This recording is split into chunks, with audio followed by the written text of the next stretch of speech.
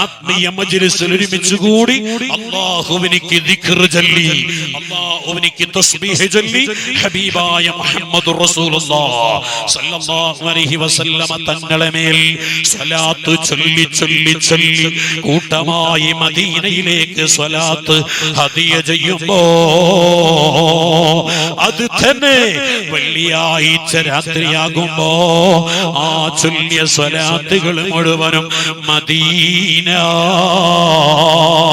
ഹബീബായ തങ്ങളുടെ ഹദ്റത്തിലേക്ക് എത്തുന്നു. നേരിട്ട് എന്നിലേക്ക് സ്വലാത്ത് എത്തിക്കപ്പെടുന്നതാണ്.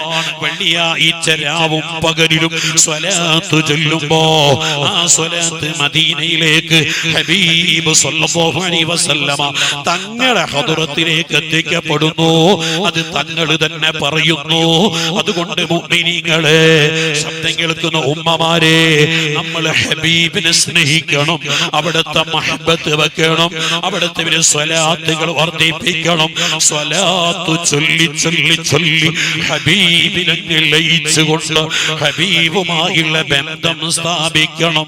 എന്നാലേ നമുക്ക് രക്ഷപ്പെടാൻ കഴിയൂ. ദുനിയാവും ആഖിറവും രക്ഷപ്പെടണോ, അത് ഹബീബായ തങ്ങളെ മഹബത്ത് വെക്കണം.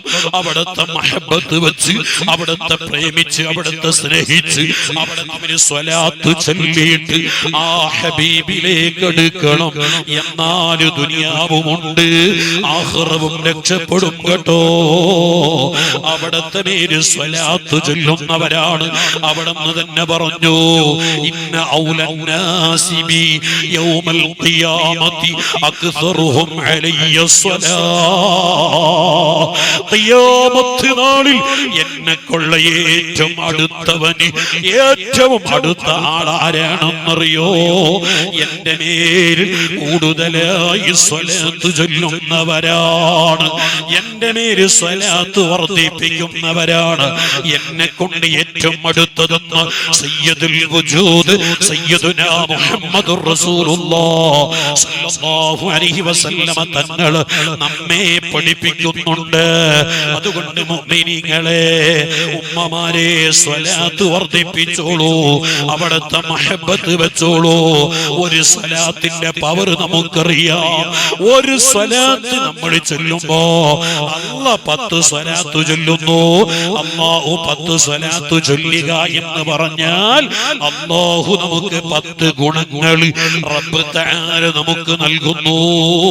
10 ഹസനാത്ത് രേഖപ്പെടുത്തുന്നു. 10 ഖതിയാത്തുകൾ ഒരു സ്വലാത്ത് ചൊല്ലുമ്പോ അല്ലാഹ് മായിച്ചു കളയുന്നു.